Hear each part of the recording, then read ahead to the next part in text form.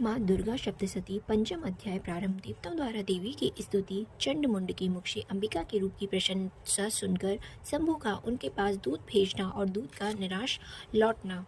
ओम। इस उत्तम चरित्र के रुद्र ऋषि कहते हैं, महासरस्वती देवता हैं, देवी हैं, अनुष्टुप छंद है, भीमा शक्ति है, भ्रामरी बीज है, सूर्य तत्व है और सामदेव स्वरूप है। महासरस्वती की प्रसन्नता के लिए उत्तम चरित्र के पाठ में उसका विनियोग किया जाता है, जो अपने कर कमलों में घंटा, शूल, हल, शंख, मूषल, चक्र, धनुष और बाण धारण करती हैं। शरद ऋतु के शोभा संपन्न चंद्रमा के समान जिनकी मनोहर कांति है, जो तीनों लोगों की आधारभूता और शंभु आदि दैत्यों का नाश करने वाली हैं, तथा गौरी के शरीर में जिनका प्रकाट्य हुआ है, उन महासरस्वती देवी का मैं निरंतर भजन करती हूँ। ऋषि कहते हैं, पूर्व काल में शुंभ और निशुंभ नामक असुर ने अपने बल के घमंड में आकर सचीपति इंद्र के हाथ से तीनों लोगों का राज्य एवं यज्ञ भाग छीन लिए। वे ही दोनों सूर्य, चंद्रमा, कुबेर, यम और वरुण के अधिकार का भी उपयोग करने लगे। वायु और अग्नि का कार्य भी वे ही करने लगे।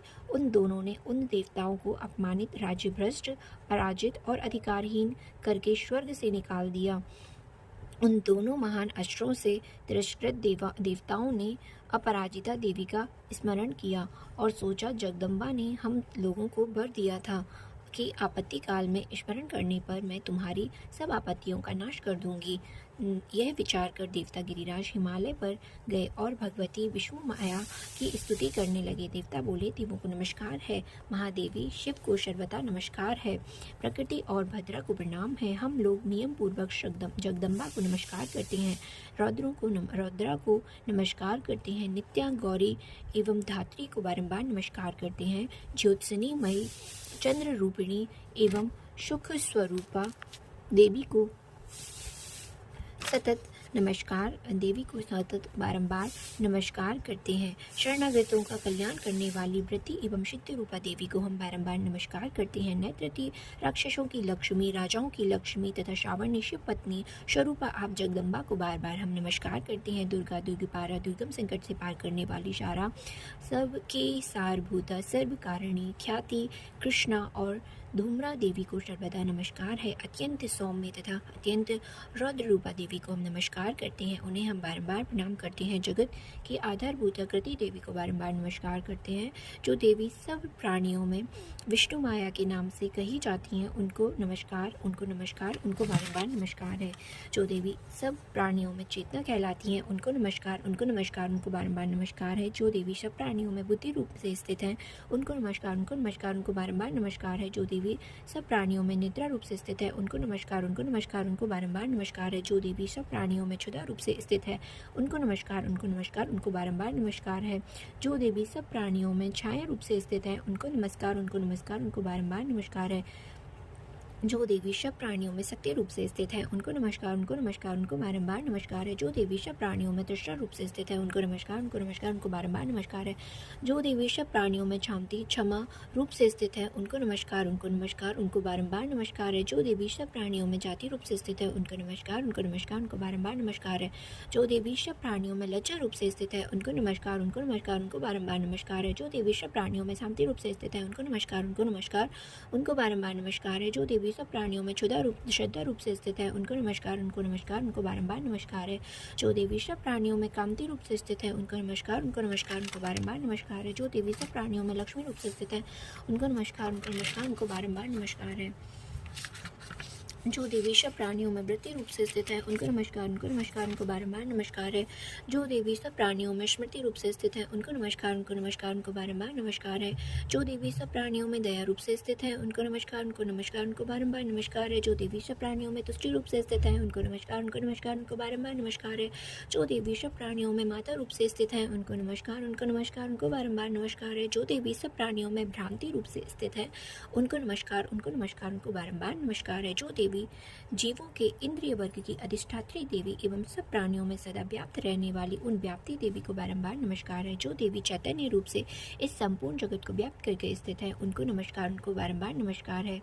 पूर्ण काल में पूर्व काल में अपने अभीष्ट की प्राप्ति होने से देवताओं ने जिनकी स्तुति की तथा देवराज इंद्र ने बहुत दिनों तक जिनका सेवन किया, वह कल्याण की साधनभूता ईश्वरी हमारा कल्याण एवं मंगल करें तथा सारी आपत्तियों का नाश कर डाले। उद्दंड दैत्यों से सताए हुए हम सभी देवता जिन परमेश्वरी को इस समय नमस्कार करते हैं तथा जो भक्ति रूप से इन विनम्र पुरुषों द्वारा स्मरण की जाने पर तत्काल ही संपूर्ण आपत्तियों विपत्तियों का नाश कर देती हैं, वे जगदम्बा हमारा शंकर दूर करें। ऋषि कहते हैं, राजन, इस प्रकार जब देवता स्तुति कर रहे थे उस समय पार्वती देवी श्री गंगा जी के जल में स्नान करने के लिए वहां आईं।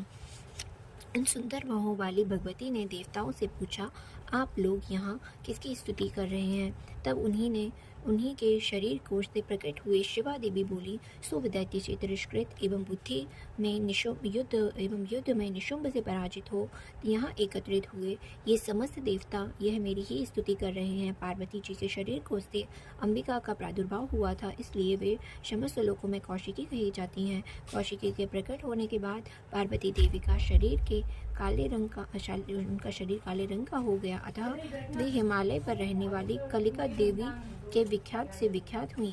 तदनंतर शुंभ निशुंभ के भृत्य चंड मुंड वहां आए और उन्होंने परम मनोहर रूप धारण करने वाली अंबिका देवी को देखा। फिर वे शंभु के पास जाकर बोले, महाराज, एक अत्यंत मनोहर स्त्री है जो अत्यंत दिव्य कांति से हिमालय को प्रकाशित कर रही है। वैसा उत्तम रूप कहीं किसी ने भी नहीं देखा। अश्रेश्वर, पता लगाइए वह देवी कौन है और उसे ले लीजिए। स्त्रियों में तो वह रत्न है, उसका प्रत्येक अंग बहुत ही सुंदर है तथा वह अपने श्री अंगों की प्रभा से संपूर्ण दिशाओं में प्रकाश फैला रही है। दैत्यराज, अभी वह हिमालय पर ही मौजूद है, आप उसे देख सकते हैं।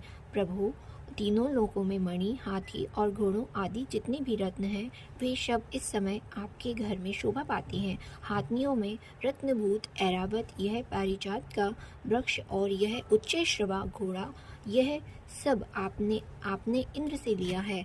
हंसों से जुता हुआ यह विमान भी आपके आंगन में शोभा पाता है। यह रत्नभूत अद्भुत विमान जो पहले ब्रह्मा जी के पास था, अब आपके यहाँ लाया गया है। यह महापद्म नामक निधि आप कुबेर से छीन लाए हैं। समुद्र ने भी आपको किंजलकिनी नाम की माला भेंट की है जो केशरों से सुशोभित है और जिसके कमल कभी कुम्हलाते नहीं हैं। सुवर्ण की वर्षा करने वाला वरुण का छत्र भी आपके घर में शोभा पाता है तथा यह श्रेष्ठ रथ जो पहले प्रजापति के अधिकार में था, अब आपके पास मौजूद है। दैत्येश्वर मृत्यु के उत्क्रांतिदा नाम वाली शक्ति भी आपने छीन ली है तथा वरुण का पाश और समुद्र में होने वाले सब प्रकार के रत्न आपके भाई निशुंभ के अधिकार में है।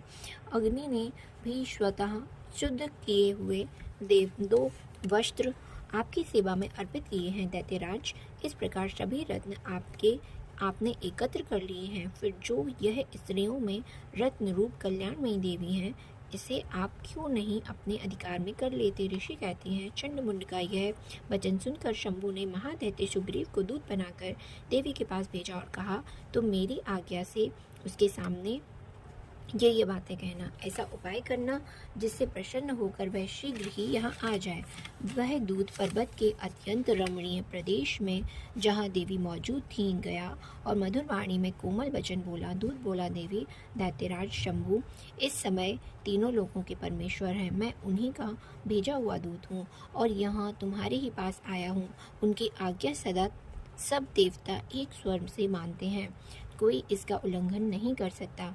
वे संपूर्ण दैत्यों को परास्त कर चुके हैं। उन्होंने तुम्हारे लिए जो संदेश दिया है उसे सुनो। संपूर्ण त्रिलोकी मेरे अधिकार में है। देवता भी मेरी आज्ञा के अधीन चलते हैं। संपूर्ण यज्ञों के भागों को मैं ही पृथक पृथक भोगती हूँ।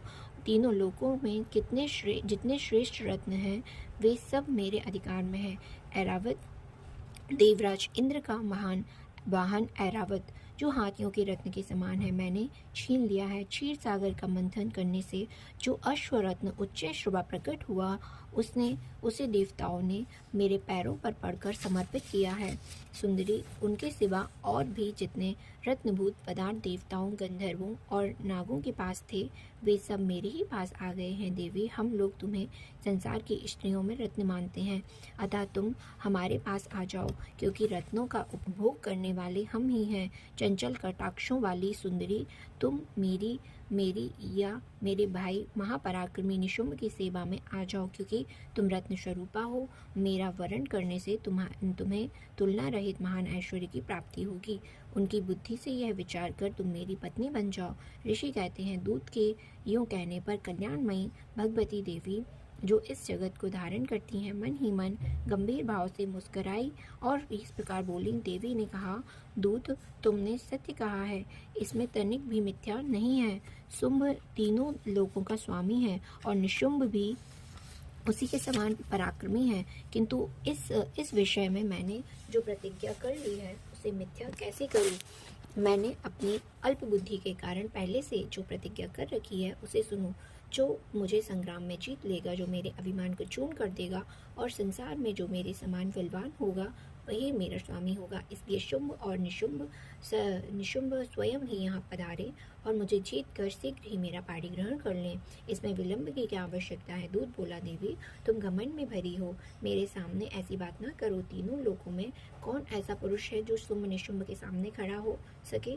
देवी, अन्य दैत्यों के सामने भी सारे देवता युद्ध में नहीं ठहर सकते, फिर तुम अकेली स्त्री होकर कैसे ठहर सकती हो। जिन शुंभ आदि दैत्यों के सामने इंद्र आदि सब देवता युद्ध में खड़े नहीं हुए हैं, उनके सामने तुम स्त्री होकर कैसे जाओगी। इसलिए तुम मेरे ही कहने से शुंभ निशुंभ के पास चली जाओ।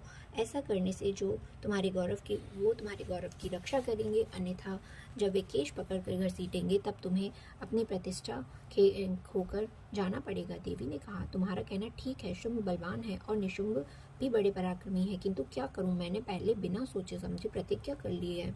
अतः अब तुम जाओ, मैंने तुमसे जो कुछ कहा है वह सब दैत्यराज से आदर पूर्वक कहना, फिर वे जो उचित जान पड़े करें। इस प्रकार श्री मार्कंडेय पुराण में श्रावणिक मनवंतर की कथा के अंतर्गत देवी दूत संवाद नामक 5वां अध्याय पूर्ण हुआ। जय बोलिए महारानी की।